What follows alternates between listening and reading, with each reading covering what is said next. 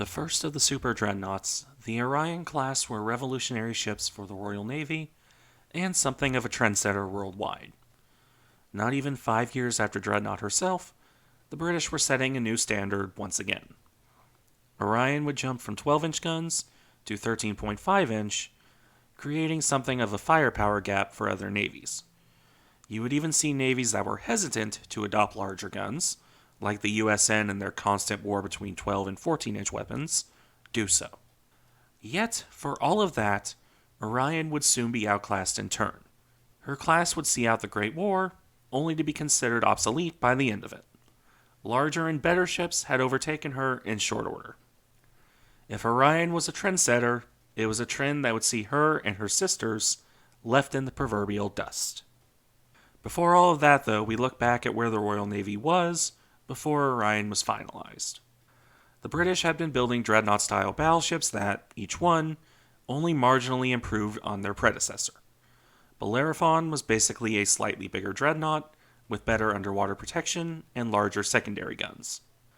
St. Vincent continued the trend, being an improved Bellerophon, where the biggest change was moving to a longer 12-inch 50 caliber gun. It wouldn't be until the one-off HMS Neptune that things actually changed noticeably, as she moved her two stern turrets into a super firing arrangement and her wing turrets to an en-echelon layout, both of which were to save costs, a shorter ship is cheaper, and to get a 10-gun broadside like foreign designs. Neptune's design then would be largely repeated with the Colossus class. These were the two initial battleships authorized for the 1909-1910 naval plan, and were basically repeat Neptune to be as cheap as possible. Throughout all of this, the ships retained their classical dreadnought look, even if the turret arrangement changed. And if theoretical broadside weight improved, it didn't change the fact that the ships maintained the same 5 12-inch turrets, even if the guns themselves were improved. It would be Orion where you see a firm break from this. With the "We Want 8 and We Won't Wait" campaign in full force, the Royal Navy ended up with 4 more battleships on the docket. These would be the Orion-class, and in these ships, well, the British decided they wanted to innovate again. Facing ever-increasing size and capability of foreign designs, and with a strong desire to maintain a technological as well as numerical lead, it was kind of inevitable. The features of her design, however, would all end up coming down to her main battery. Every other change is directly related to that, to some extent or another. You see, the 12-inch gun I mentioned earlier, the British were never entirely satisfied with it. There were real issues with barrel wear and tear on these guns. When the shells actually fired properly, that is, because there were also issues with inconsistent powder charges, which led to wildly different performance. And as a result, severe accuracy issues. While these issues with the 12-inch 50 are generally overstated, they were present. With that in mind, the British elected to not improve their 12-inch guns further, seeing diminishing returns in any event, and moved up in caliber. In this case to 13.5-inch, roughly 340mm for the metric folk, though they disguised them as 12-inch A for as long as possible. No need to advertise a revolutionary change in gun. Furthermore, the British were concerned about increasing range and armor on rival ships. Having a heavier shell would allow for an increase in effective range and in armor penetration. This only reinforced their decision to move to the new caliber. And now, with this new gun in hand, the British had to design a ship around it. First off, they had to decide on speed. There was a real push for a 23-knot battleship, as the British were fairly convinced the new German dreadnoughts could manage that speed, and it wouldn't do to be outperformed by the Germans, now would it? As it turned out, while I'm sure the German ships could get at least somewhat above 21 knots if they really pushed themselves, well, German dreadnoughts were more often going to be about the same speed as the existing British ships. So when the decision was made to stick to a 21-knot top speed, for all that it got torn apart by Philip Watts, the director of naval construction, it wasn't really a bad one. For that time, 21 knots was still perfectly sufficient. No one else Britain was liable to face had any battleship reliably faster than that. With the speed issue settled, next came the choice to move all the guns to the center line.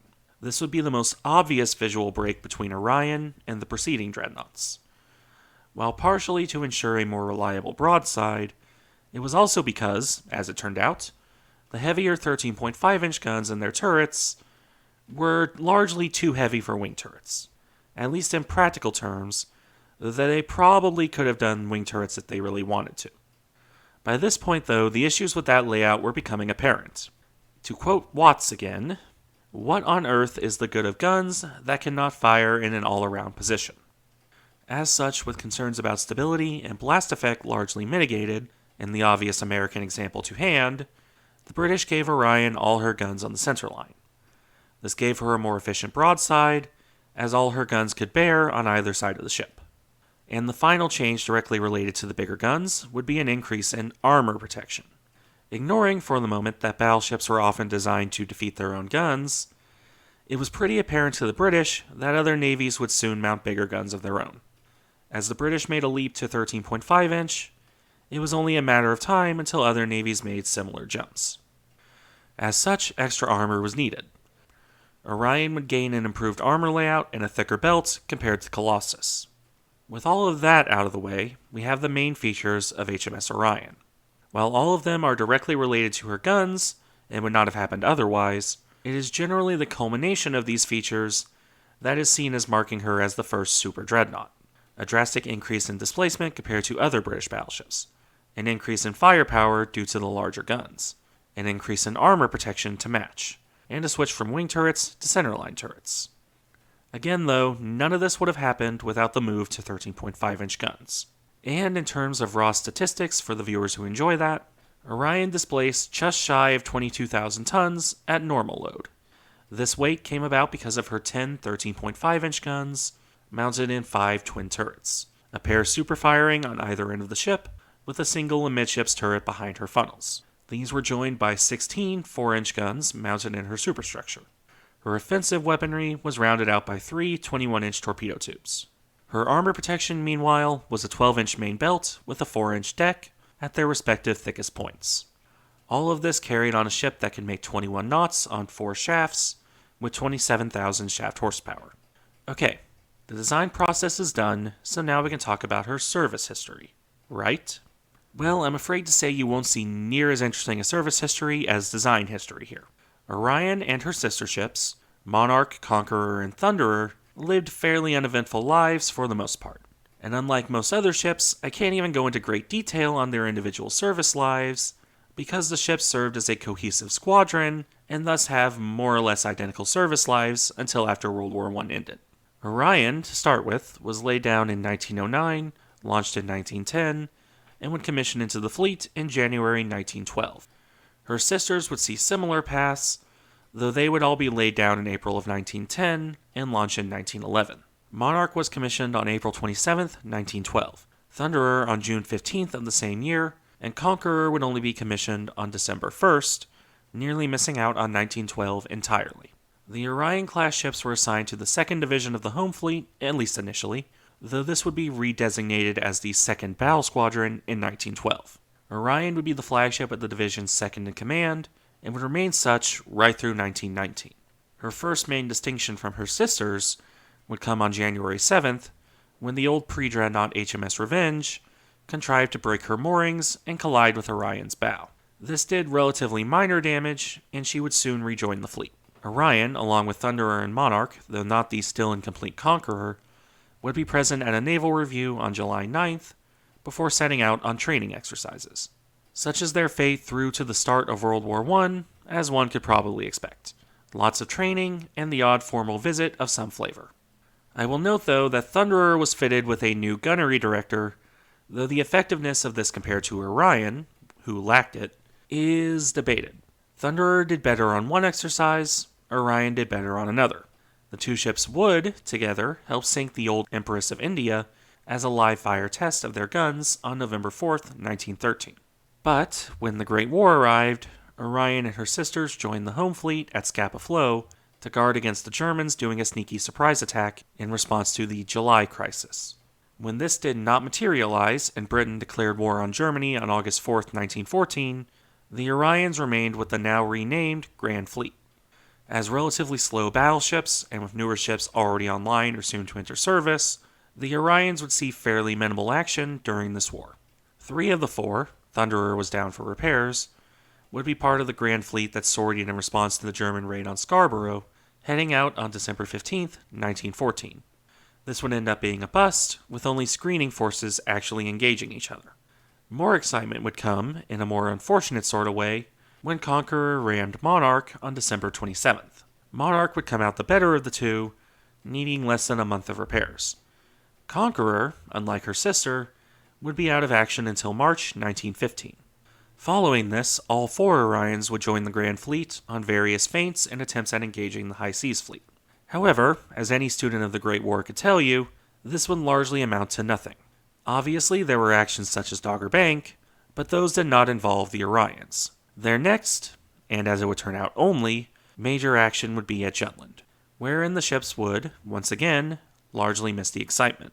Thunderer would fire on the crippled light cruiser Wiesbaden, and she would also open fire on a couple German dreadnoughts when she got a line of sight between Royal Oak and Iron Duke.